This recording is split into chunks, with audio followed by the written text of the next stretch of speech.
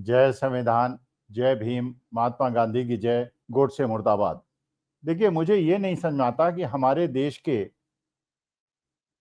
आदरणीय प्रधानमंत्री भारत को बार बार एम्बेरस क्यों कराते हैं। और इससे ज्यादा दुख की बात यह है कि वो पाकिस्तान के हाथों में एम्बेरस क्यों कराते हैं। देखिए, जिस प्रकार से ये क्रिकेट मैच हुआ भारत और पाकिस्तान के बीच में, 3 मैचेस हुए, भारत जीता और भारत को पदक मिलना था। पहली बात तो जो सबसे बड़ी आपत्ति थी पूरे देश को और सभी जागरूक लोगों को, और विशेष तौर पर उन लोगों को जो 26 पर्यटकों की पहलगांव के अंदर पाकिस्तानी टेररिस्ट द्वारा की गई हत्या से दुखी थे, पीड़ित थे, व्यथित थे। और वो सारे भारतीय जो उन परिवार वालों के साथ संवेदना प्रकट कर रहे थे, उन्हें सबको ये कष्ट था कि जब हमारी भारत सरकार ने अंतर्राष्ट्रीय नियमों का उल्लंघन करते हुए पाकिस्तान को जाने वाले पानी को रोकने का निर्णय लिया, तो यहां पर बिना किसी अंतर्राष्ट्रीय नियमों का उल्लंघन करते हुए पाकिस्तान से क्रिकेट मैच कैंसिल क्यों नहीं किया जा सकता। हमारे देश के लोगों के दिल पे क्या बीती जब यह पता चला कि हम पाकिस्तान के साथ क्रिकेट खेल रहे हैं, उस पाकिस्तान के साथ जिसने हमारे 26 पर्यटकों की नृशंस हत्या की। चारों तरफ थू-थू हुई, लेकिन मुद्दा नहीं बनने दिया गोदी मीडिया ने उसको। अब जब क्रिकेट मैच हो गया और उसके बाद एक नए प्रकार का एक शगुफा ऑपरेशन सिंदूर से क्रिकेट मैच को जोड़ने का प्रयास किया, और वहां भी एम्बेरसमेंट भारतवासियों के लिए, हम लोगों के लिए क्रिएट कर दिया गया। जो एशियन क्रिकेट बोर्ड के चेयरमैन हैं मोहसिन रिजवी, वो पाकिस्तान क्रिकेट बोर्ड के भी चेयरमैन हैं और वहां के होम मिनिस्टर भी हैं। तो हमारी बात है, क्योंकि वो एशियन क्रिकेट बोर्ड के चेयरमैन हैं, तो जो पदक मिलना था विजेता को, वो उन्हीं के हाथ से मिलना था। भारत जीत गया। तो भारत की देखिए दो स्थिति को बिल्कुल अलग अलग आपी है। पहली स्थिति है कि हमारे देश की गृह मंत्रालय की कमी से, कमजोरी से पठानकोट हुआ, उरी हुआ, पुलवामा हुआ और अब पहलगाम हुआ। इनका क्रिकेट टीम से कोई संबंध नहीं था, यह गृह मंत्रालय का काम था। पुलवामा के अंदर 40 जवानों की हत्या हुई, पहलगांव के अंदर 26 पर्यटकों की हत्या हुई, और यह पूरी की पूरी जिम्मेदारी गृह मंत्रालय की थी। लेकिन गृह मंत्रालय ने उस पर कोई जांच नहीं कराई, यह पता चलाने का प्रयास नहीं किया कि ऐसा क्यों हुआ और दोषियों को दंड दिया जाए। और जो ये क्रिकेट मैच के अंदर हमारी विजय हुई, ये क्रिकेट खिलाड़ियों की विजय है, देश के लिए गर्व का विषय है। हम गर्वित हैं, लेकिन हम इस बात से दुखी भी हैं कि जिस पाकिस्तानी टेररिस्ट ने देश के 250 किलोमीटर अंदर घुस के पहलगांव के अंदर हमारे पर्यटकों की हत्या की, उनके साथ आपने क्रिकेट क्यों खेला। अब दोनों चीजों को जोड़कर उसकी उपलब्धि लेने की कोशिश हो रही है कि ऑपरेशन सिंदूर अभी जारी है और हमने क्रिकेट में भी जीत दर्ज की। अरे, गृह मंत्रालय की कमी पहलगांव, ऑपरेशन सिंदूर उसका परिणाम, और क्रिकेट मैच उपलब्धि क्रिकेट खिलाड़ियों की, उसमें गृह मंत्रालय का कोई काम नहीं, लेकिन उसे इंटर रिलेट कर दिया गया। गोदी मीडिया को एक नया टास्क मिल गया, क्योंकि जब आई लव मोहम्मद के ऊपर मुस्लिम कंट्रीज की तरफ से मैसेजेस आए कि ये आप उचित नहीं कर रहे हैं, क्योंकि किसी भी मुसलमान को आई लव मोहम्मद कहने का अधिकार है, और मैं भी मानता हूं है।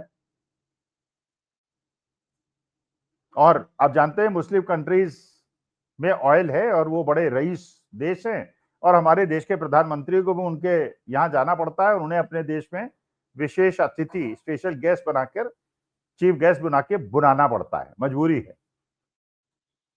तो वो तो नैरेटिव छिन गया था गोदी मीडिया से। अब गोदी मीडिया को एक नया नैरेटिव मिल गया कि जो पाकिस्तान के साथ हमने क्रिकेट मैच खेला, तो उसके बाद सूर्य कुमार यादव जो हमारे क्रिकेट टीम के कैप्टन हैं, उन्होंने मोहसिन रिजवी के हाथ से पदक लेने से इनकार कर दिया। वो मैदान में नहीं गए, लेकिन हाँ, जो मैन ऑफ द मैच थे, जो मैन ऑफ द सीरीज थे, वो जरूर वहां पे गए, उन्होंने पदक लिया, लेकिन मोहसिन रिजवी से नहीं लिया। और इसको भी ये दिखाया जा रहा है कि जैसे एक बहुत बड़ा आपने उपलब्धि क्रिएट कर दी।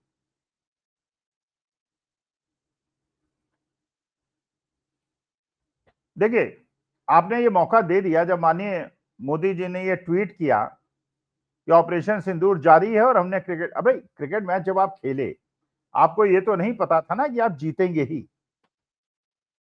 50% प्रोबेबिलिटी थी कि आप जीतेंगे, 50% प्रोबेबिलिटी थी कि आप हारेंगे।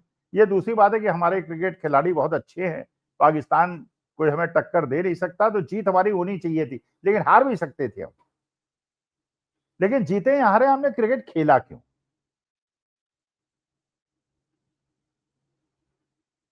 और अगर आप जीते और इसको ऑपरेशन सिंदूर से जोड़ रहे हैं, तो आपने मौका दे दिया पाकिस्तान को हमें एम्बेरस करने का। उन्हीं मोहसिन रिजवी ने तुरंत ट्वीट बैक किया और ये कहा कि जो युद्ध के मैदान में आपकी हार हुई है, उसका बदला क्रिकेट के मैदान से लेने का जो आप प्रयास कर रहे हैं, ये उचित नहीं है। मैं लबो लबा बता रहा हूं, मैं उसका सारांश बता रहा हूं। एक्चुअल ट्वीट आप देख सकते हैं। और यही बात पाकिस्तान के प्राइम मिनिस्टर ने यूएनओ में कही कि हमने 7 प्लेन भारतवर्ष के गिराए। यूएनओ में ही डोनाल्ड ट्रंप ने कहा कि 36वीं या 37वीं बार ये मैंने भारत और पाकिस्तान के बीच का युद्ध विराम कराया, और मोदी जी वहां नहीं गए। वहां जयशंकर साहब ने भाषण दिया। मैंने अमेरिका भी हमें एम्बेरस कर रहा है, पाकिस्तान भी हमें एम्बेरस कर रहा है। अरे, हमें माननीय मोदी जी को इंदिरा जी से सीखना चाहिए था, उनके सामने भी ये स्थिति पैदा हुई थी, लेकिन उन्होंने मानने से इनकार कर दिया था। बांग्लादेश के साथ जो करना था कर दिया। अटल जी ने भी मानने से इनकार कर दिया था, विस्फोट कर दिया था। इंदिरा जी ने भी कर दिया था, अमेरिका को इग्नोर कर दिया था। तो वैसा साहस आप क्यों नहीं दिखा पा रहे? और क्रिकेट को अगर आपने ऑपरेशन सिंदूर को जोड़ा, तो उसने आपका मजाक बना दिया। वो तो यही कह रहा है ना, वो जीता, हम कह रहे हैं हम जीते, और अमेरिका कह रहा है कि हमने दोनों के बीच में युद्ध विराम करा दिया। लेकिन जो असली मूल प्रश्न था, जो आज भी लोगों के जबान पे है,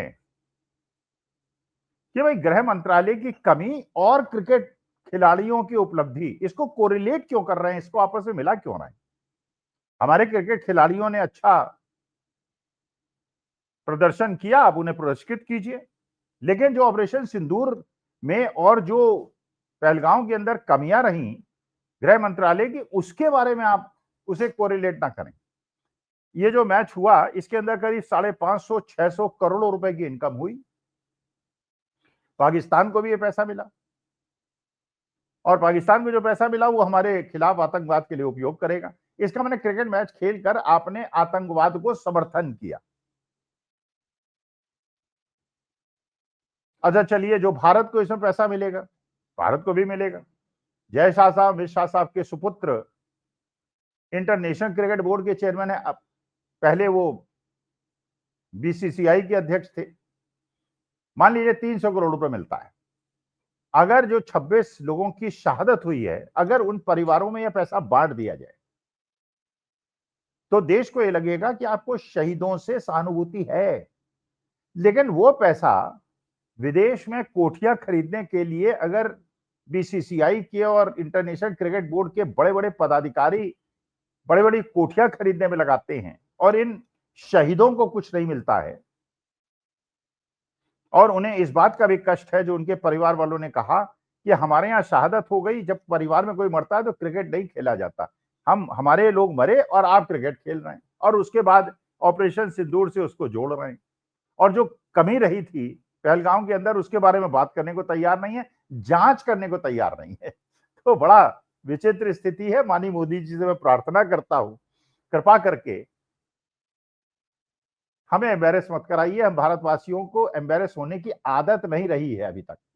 इस प्रकार से जैसे अमेरिका भी, चीन भी, ईरान भी, सऊदी अरेबिया भी, सब हमारा मजाक उड़ा रहे हैं, ये उचित नहीं है। हमारी भावनाओं को ठेस पहुंचती है, हमारे आत्मसम्मान को ठेस पहुंचती है। तो वानी मोदी जी, कृपा करके सीना तान के खड़े हो जाइए। आपका तो 56 इंच का सीना है, और ये डोनाल्ड ट्रंप हो या पुतिन हो या शी जिनपिंग हो, किसी के सामने झुकने की आवश्यकता नहीं है। और अपनी बात मर्दानी की तरीके से कहिए, और वरना हमारे देश के वासियों को बड़ी समस्या होती है इसको एक्सप्लेन अपने परिवार, अपने समाज के बीच में करने में। नमस्कार, धन्यवाद और प्रणाम।